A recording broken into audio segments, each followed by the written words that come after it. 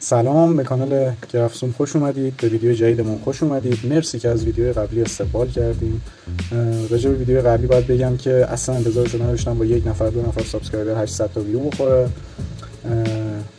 مرسی، ممنونم که نگاه کردین و کامنت گذاشتین. چند تا از کامنت ها به کیفیت بد صدا اشاره داشت که خب حق دارین، واقعا کیفیت صدا بد بود. اون هم به خاطر فن لپتاپ بود. فن لپتاپ من عجیب غریب صدا میده و من تنها کاری که از دستم برمیومد این بود که رکوردر رو عوض کنم، سعی کنم روی کیفیت صدا یکم کار کنم و همین.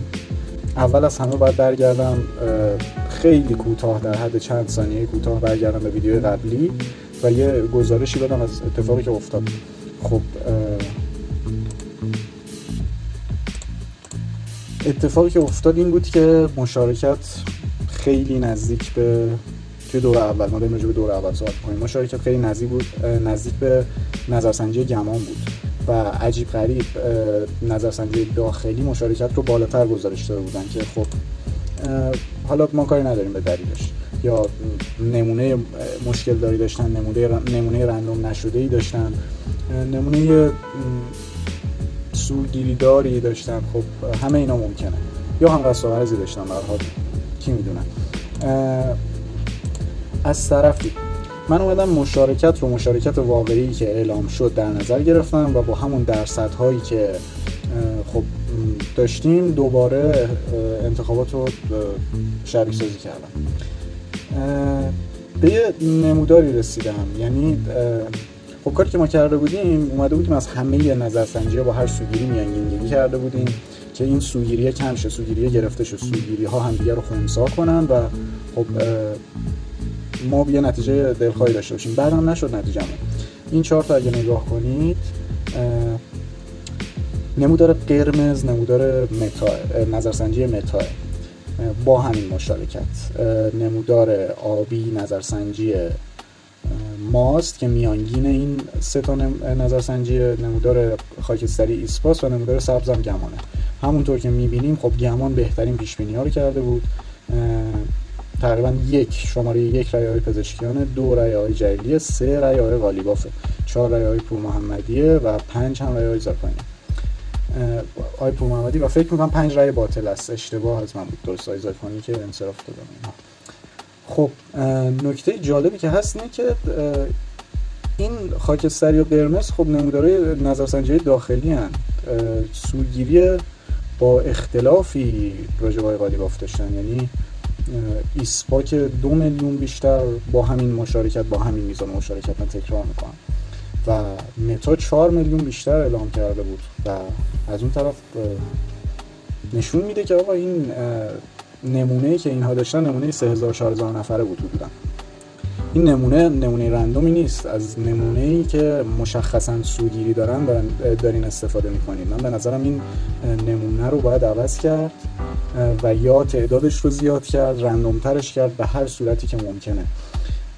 نظرسنجی گمان از 75000 نفر نمونه گرفته بود و خب می‌بینیم که هم از لحاظ مشارکت نمونه بهتری بود، هم با چه اختلاف پایینی انتخابات رو پیش بینی کرد. همونطور که میبینید من گفتم 1 میلیون اختلاف مثبت و منفی قابل قبوله، حالا 1,027,000 اونو 1 میلیون در نظر گرفتم. تمام خونه های اختلاف با رأی نهایی گمان از همه نظرسنجی ها بی خطاتر بود. راجع به رأی آقای جلیلی 100,000 تا خطا داشت، راجع به رأی آقای قالیباف 800,000 تا، راجع به رأی آقای پزشکیان 1 میلیون تا. خیلی قابل قبوله، خیلی قابل قبوله.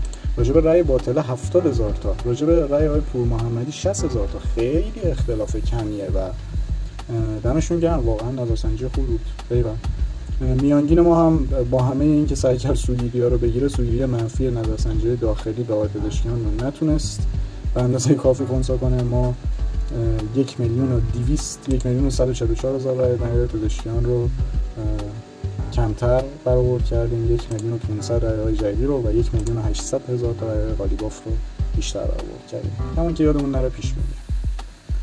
خب حالا از بحث این موضوع بیان کنار، بریم سراغ موضوع ویدیو امروز. برای موضوع ویدیو امروز من خب 2 تا موضوع توی ذهنم داشتم. اولیش راجع به گزارش سالیانه‌ای بود که اسنپ منتشر کرد برای سال 1400. خب اونو میتونم بذارم برای ویدیو بعدی، ولی الان با توجه به این موضوعی که پیش اومده من فکر میکنم بهتره که راجع به ترور ترامپ صحبت کنیم و انتخابات آمریکا. سایت رو میخوام بهتون معرفی کنم که ایده خیلی ساده‌ای داره ولی خیلی خوب اجرا شده و به شدت داره ترند میشه. یعنی یک سال پیش، تقریبا یک سال و نیم پیش سایت اومده بالا، کم کم بازدید اومده بالا، کم کم پول اومده توش. ایده سایت چیه؟ فلان کشتی غرق میشه یا نه، فلانی رئیس جمهور میشه یا نه، شرط بندی کنیم روی این قضیه که آیا رئیس جمهور میشود یا نه. فقط دو گزینه یس یا نو، راجع به همه چیز، راجع به این که مثلا الان توی صفحه اصلی سایت هم اسم سایت polymarket.com رو میتونید ببینید، فیلتر هم نیست. مثلا اینجا نظر مردم، یعنی به اصطلاح شرط بندی مردم، شرط بندی فراموش نکنیم چیزی که مردم پولشون رو روی اون قضیه میذارن که آقا این حرف من درسته.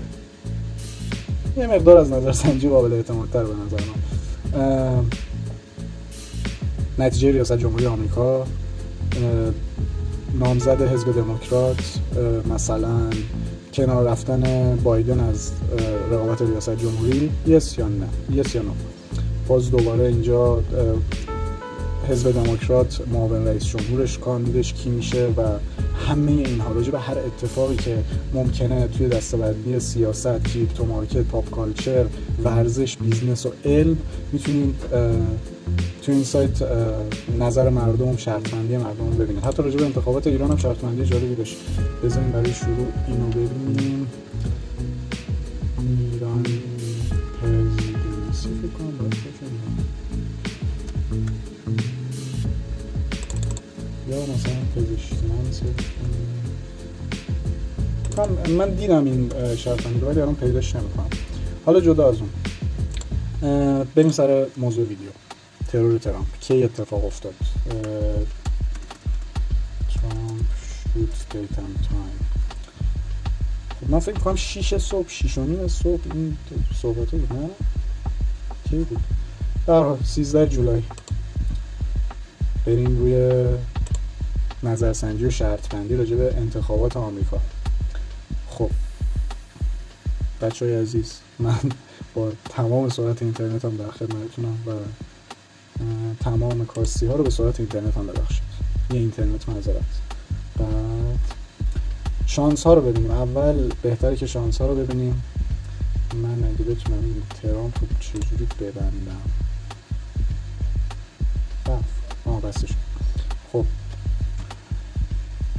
مردم طبق یس و نوی که به هر نفر میدن 1% پیروزی برای هر نفر قائلن و پولشون رو روی این قضیه گذاشتن. حالا میگیم چقدر پول. الان روی یس یا نو دونالد ترامپ 36,500,000 دلار شرط وجود داره. روی یس یا نو کامالا هریس 20 میلیون دلار پوله. روی یس یا نو جو بایدن 40 میلیون دلار پوله. خب این سایت یعنی عجیب غریب رشد کرده. مارکت کپ و پولی که داخل این سایت هست، گردش پولی که وجود داره جالبه. یعنی من اتفاقا امروز یه توییت گذاشته بود سایتش، گذاشته بود که آیا کامالا هریس نامزد حزب دموکرات میشه یا نه. یه نفر شرط بسته بود یس، زمانی که احتمالش خیلی کمتر بود و الان احتمالش طبق نظر مردم به 18% رسیده و 20,000 دلارش رو فکر کنم تبدیل به 140,000 دلار این حدود کرده بود و برداشت کرده بود. خب بریم سراغ دونالد ترامپ. اینترنت عزیز، فن لپتاپ عزیز، مهمتر از اون مخاطبین، گوش مخاطبین رو آزار نده. چارت یک ماهه رو باز میکنیم یا بذار آل تایم رو باز کنیم. از فکر میکنم جنوری پارسال شاید میشه، جنوری 2013 2023 2024. خب جدیده، پس 1 2 3 4 5 6 7 ماه. خب ما اگه اول چارت رو برسیم 41 سنت کنیم. سیستم چجوریه؟ سیستم این شکلیه که با 50% شروع میشه. یک سری آدم ها میان یس رو میخرن، گزینه یس رو میخرن. یک سری آدم ها میان گزینه نو رو میخرن. برآیند اینها اگر تعداد یس ها بیشتر باشه تقاضای یس ها بیشتر بوده، پس قیمت یس میره بالا و قیمت نو از همون طرف میاد پایین‌تر و شما همونجا مثلا یستون رو توی 50% خریدین و اونجا آدم‌هایی که فکر می‌کردن به سمت یس میره جواب اون سوال، اونها هم اومدن خریدن. زورشون به زور فروشنده ها و کسایی که نظرشون نو بوده چربیده، قیمت یا احتمال به 51% رسیده. شما همونجا میتونین 51% رو بفروشین و به اندازه 1% اون پولتون سود کنین. از طرفی اگر خیلی هم مثل شما فکر کنن من همون موقع توی 51 بفروشن، احتمال داره فشار فروش باعث بشه دوباره بیاد رو 50 و شما نتونین همه یس هایی که خریدین رو توی 51 بفروشین، باز 50 و نیم، 50 حتی 49. خلاصه که اینجوری میبینید که یس ها با 50 شروع شده. اول 6 ماه پیش احتمال روی 41 بود، یعنی ملت فکر می‌کردن نه نمیشه 41 رسید اومد بالا به 55 همینجوری که میایم جلو باز دوباره به زیر 50 رفت و این قضیه دویی در مقابل بایدن نیست، یعنی اینکه ترامپ اومد زیر 50 دلیل نمیشه بایدن رفته باشه بالای 50. حتی من هم اگر اندازه کافی طرفدار داشته باشم میتونن روی این سایت روی من شرط ببندن که من رئیس جمهور آمریکا میشم و اون هم داخل اون باکسی که تمام یس و نوها توش هستن لحاظ میشه. پس این جمع ترامپ و بایدن لزوما یک نمیشه. از 3 ماه پیش بالای 50 رسیده و همینجوری داشته میرفته بالا. خب من برای اینکه اثر ترور رو نشون بدم وارد اینجا میشم. 60% همه این مثلا 60 سنت رو میتونید با احتمال هم برابر بدونید دیگه، چون یس ها نهایتا قیمتشون به $1 میرسه و نو ها هم نهایتا قیمتشون به $1 میرسه دیگه. پس وقتی از یکی همونو میتونیم احتمال در نظر بگیریم. اینجا 60% شانس داشته، یعنی که 3:30 AM یعنی 3:30 صبح 13 جولای.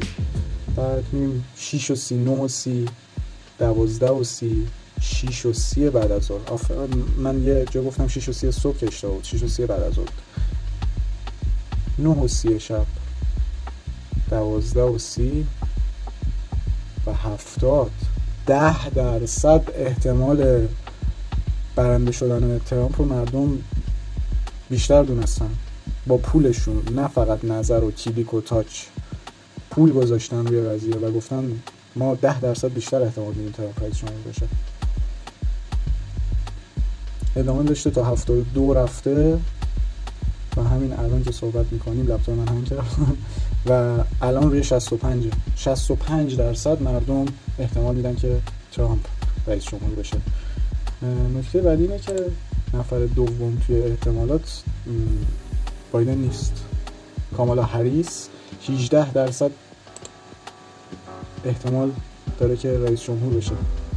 مردم احتمال میدن، احتمال نداره، یعنی احتمال این نیست. این نظر کسایی که توی این سایت هم میبینیم توی 1 ماه اخیر از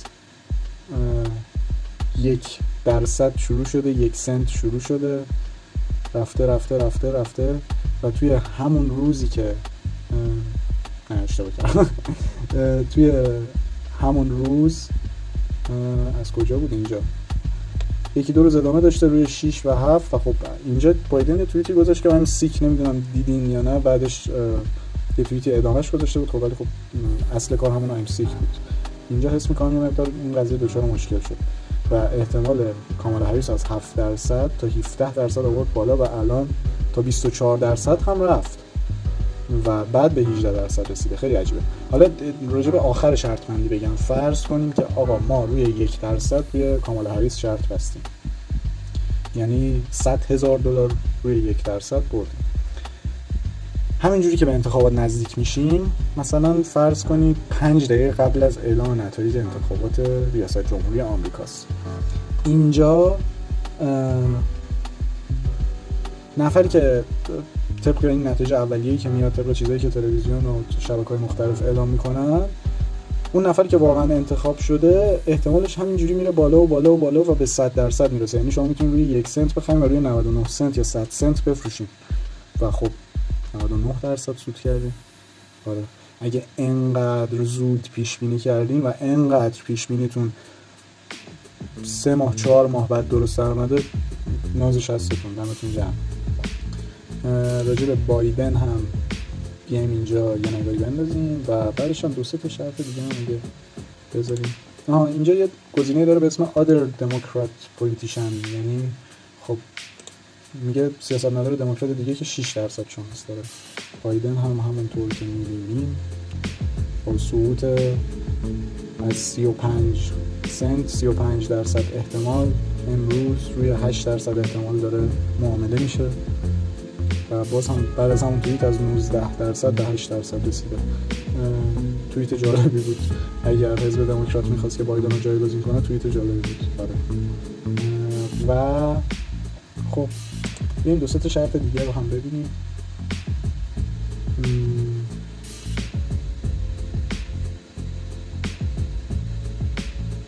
اخیراً امروز و دیروز یک مسئله سر کلاود استراک و سیستم‌های ویندوز و سیستم‌های مایکروسافت پیش اومده که سیستم‌های مایکروسافت تو کل دنیا داون شده. مثلا شرطی که پالی مارکت گذاشته، آیا قطعی کلاود استرایک که باعث قطعی و بلو اسکرین ویندوز ها شده آپدیت کلاود استرایک تا جمعه شب برطرف میشه یا نه؟ مردم 45% احتمال دادن که بله و طبعا 55% هم گفتن نه. این قضیه از 1 ماه پیش ادامه داشته، نمیگه از اینجا شروع شد. خب احتمال کم بوده و رفته بالاتر. آره خب مردم معتقدن برطرف میشه تا جمعه شب. یه شرط دیگر رو هم میتونیم ببینیم اگر جالب باشه.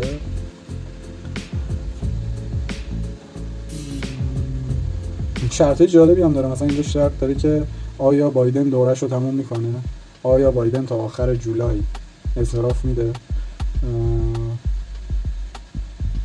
مثلا آیا بایدن بیانیه انصرافش رو یا ریزیگنیشن انصرافش رو تا 31 جولای میده. خب 4% ملت احتمال داره که میده. راجع به همه چی این قضیه برقراره. بریم مثلا توی بیزنس. آیا اتریوم داخل 2024 به $10,000 میرسه قیمتش؟ 12% مردم گفتن بله. طبعا 88% هم گفتن نه. راجع به نرخ بهره بانک مرکزی آمریکا فد، راجع به سیاست‌های ایلان ماسک، راجع به سیاست‌های اوپن ای آی، راجع به بن تیک تاک توی آمریکا، راجع به همه اینها توی این سایت بهت وجود داره و به نظرم خیلی ایده فوق‌العاده‌ایه. ایده فوق‌العاده‌ای که خیلی خوب اجرا شده. سایت خیلی تر و تمیزه. من راحت میتونم به هر چی میخوام دسترسی داشته باشم. اینجا سرچ مارکتمو دارم، دسته‌بندی مرتب، لاگین و ساین اپ سر جاش و خیلی ردیف. این ویدیو کوتاه و مختصر امروز بود. مرسی که تماشامون کردین. بازم لطفاً برام کامنت بذارین، سابسکرایب کنید. من انگیزه میگیرم که بیشتر محتوا تولید کنم و بیشتر بتونم کار کنم توی این حوزه. احتمالاً ویدیوی بعدیم راجع به گزارش 1402 اسنپ. شرکت ها خیلی از این گزارش ها منتشر میکنن، مخصوصا استارتاپ های ایرانی، استارتاپ هایی که توی این 10 سال فعال شدن و خیلی خوبه که ما بتونیم این گزارش ها رو بخونیم، بدونیم کجاش به درد بخوره، کجاش برای سرمایه‌گذارا نوشته شده، کجاش برای سرمایه‌گذارهای خودشون نوشته شده، سرمایه‌گذارهای بالقوه بالفعل، کجاش به درد ما میخوره، کجاش آمارسازی کردن، کجاش دیتای درستی میدن. این گزارش ها به نظرم بودنشون خیلی بهتر از نبودنشه، ولی بهتره که درست بررسی بشه که ببینیم کجا به دردمون میخورن و از چه عددش میتونیم استفاده کنیم. مثل همیشه ویدیوهای ما راجع به احتمالاته و نذاریم که عدد ما رو گول بزنه. عدد رو درست بفهمیم، احتمال رو درست ببینیم و مرسی که ویدیو رو دیدید.